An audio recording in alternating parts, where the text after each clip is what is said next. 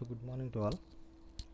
So today we'll discuss about unit 3, that is unit 3 title is columns and studs. So what are basically columns and what are studs? So we know what is a column.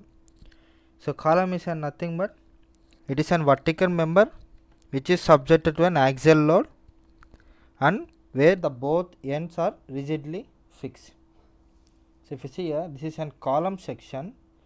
So it is an vertical member. So vertically it stands with subject to an axial load, with subject to an axial compressive load, and it is fixed rigidly at the both ends. Where it has fixed rigidly to the both ends, that are known as columns. And what are of studs? So studs are nothing but these are the studs which are shorter than columns, and these are maybe in an horizontal way or inclined way, subjected to an same compressive loads. So basically the columns in an vertical manner, but these studs are either in an horizontal way or in an inclined way they are going to present, and these studs will stand not inclined to an 90 degrees. It won't incline to 90 degrees, and it are going to made in an horizontal position or inclined position. Generally a member in any position other than vertically subjected to a compressive load is called as an studs. Nothing but any member positioning vertical other than vertically, that means vertical without the being of vertical, if they are going to withstand in any angle, that type of columns are known as studs. Here one thing you have to note down, all columns can behave as studs, but studs cannot behave as an columns. So any column can be behave as an stud, but studs cannot behave as an column members. That we have to note it down. So before going what type of loads are going to define in an columns and how they are going to behave with the different types of loading conditions, different types of fixed nothing but fixed conditions or hinged conditions. So we have to know some basic things, and that are of in the basic thing, the first one is slenderness ratio. So what is of slenderness ratio? So slenderness ratio is nothing but it is the ratio of length of column to the least radius of gyration. Nothing but slenderness ratio SR is equal to, it is the ratio of length of column to the least radius of gyration. Least radius of gyration, where the length is denoted by L and the least gyration is denoted by K.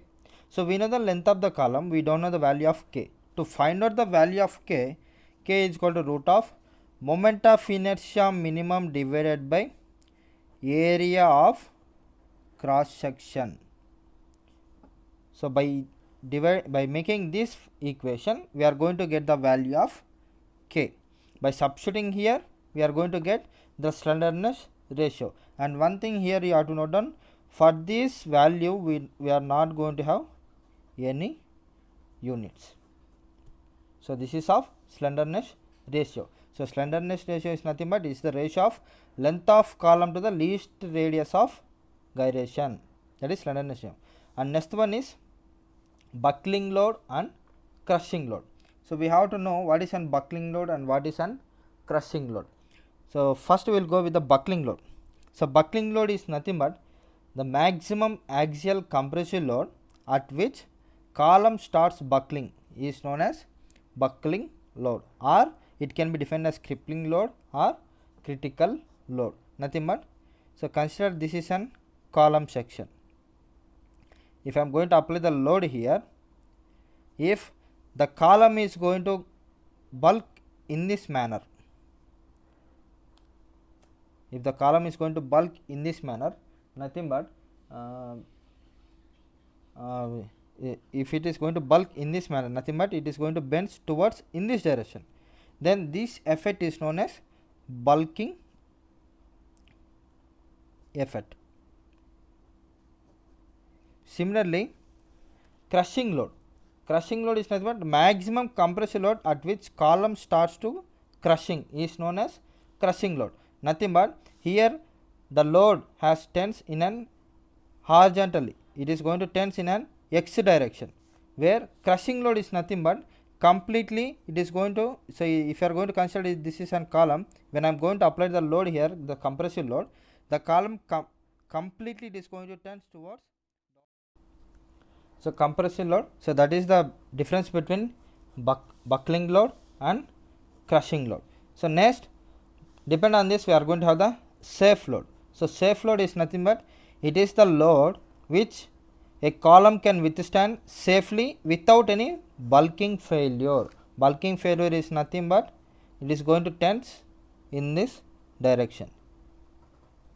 Bulking without any bulking failure, if the column is going to withstand, then that is known as safe load. So the safe load can be written as bulking load divided by factor of safety. So this is safe load.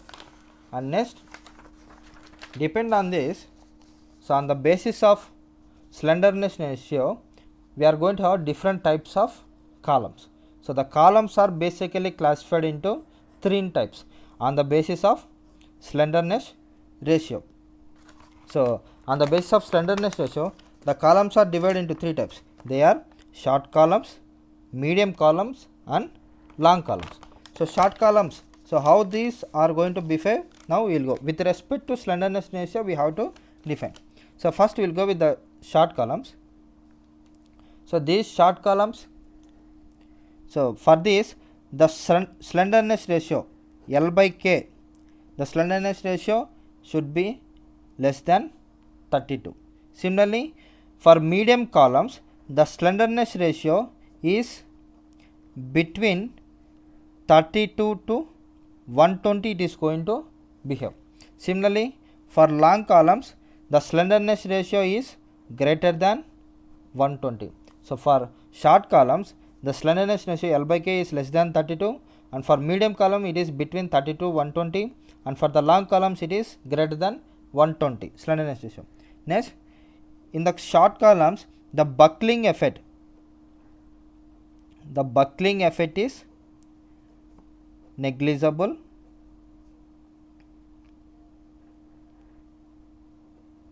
In this, the buckling effect is negligible. And next thing is, in the short columns will fail due to crushing. So due to crushing effect, the short columns can be fail. So we are going to have the two types of loading, that are buckling load and crushing load. Due to so in short column the buckling effect is neglected. In short column, due to crushing load, the failure of short column is going to come up. Similarly, if you go with the medium columns, so here due to the slenderness ratio is between 32 to 120, here there is less chances of failure. Here there are less chances of failures due in buckling effect and compressive effect. And similarly, if you go for long columns, here there is no failure due to crushing. Crushing is negligible. Similarly, here the buckling, here the column will fail due to buckling failure is going to pick up. The column is going to fail due to buckling effect. So this is the different types of columns on the basis of slenderness ratio. Three types: short column, medium column and long column. For short column, the slenderness ratio less than 32, and for medium it is in between 32 to 120. For long columns it is greater than 120. In short column, buckling effect is negligible, but due to crushing it is going to get failure. In medium columns, there are less chances of failure due to buckling and crushing. In long columns, the buckling effect, due to buckling effect the failures are going to come up, but the crushing effect is negligible. So these are the different types of columns based on slenderness ratio. And here we are going to have some assumptions which are based on Euler's theorem. So Euler's theory of assumptions we are going to have. Assumptions based on Euler's column theory. So these are some assumptions we are going to have based on Euler's column theory. So the first assumption is the column is initially perfectly straight and the load is applied straightly. So the first assumption is the column is going to initially make in a straight manner and the load is going to apply in a straight way only. That is the first assumption. And second one is the cross section of the column is uniform throughout its length. Cross section is nothing but its length, height and everything will be uniform. And properties, the properties of the column are going to same throughout its length. The cross section is going to same.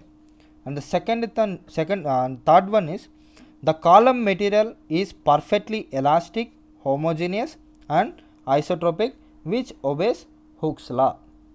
So here whatever type of column material we are going to take, that column material should be elastic, homogeneous and isotropic, and that should obey Hooke's law. That is another assumption. And the fourth one is the column will fail by buckling alone. Only with the help of buckling load only the column is going to get failure. And the last assumption is the self weight of the column is negligible. So here the self weight of the column is going to negligible in Euler's column theory. So these are the some assumptions we are going to have in an Euler's column theory. The first one is the column is initially straight and the load is going to apply perfectly in a straight manner. The cross section of the column is uniform throughout its length. And next one is the column material is perfectly elastic, homogeneous and isotropic and it obeys Hooke's law. And the fourth one is the column will fail by buckling alone. And the fifth one is the self weight of the column is negligible. So these are the some assumptions made in an Coulomb's theory. And the next one is we are going to study different types of end conditions. So depend upon these different types of end conditions, we are going to study different types of loadings. So here we are going to have end conditions for an long columns. For long columns we are going to have different types of end conditions. That will the first one is both ends of the column are hinged. So here the first condition is the both ends of the columns are hinged. And next one is one end is fixed and other end is free. This is the second condition. And third one is both ends of the column are fixed.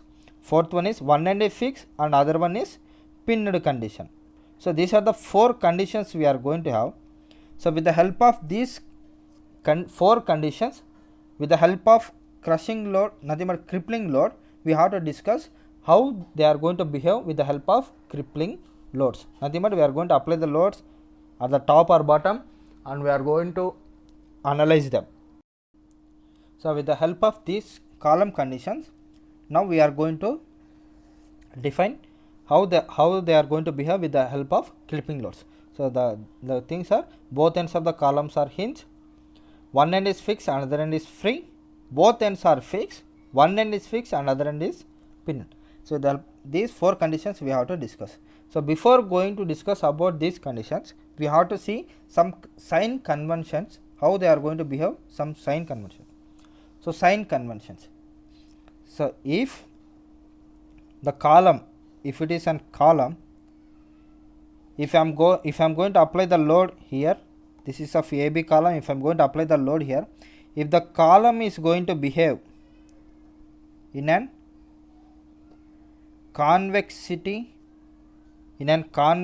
manner, say in this manner, if the column is going to behave its loading property in a convex manner, here the signs are in an positive.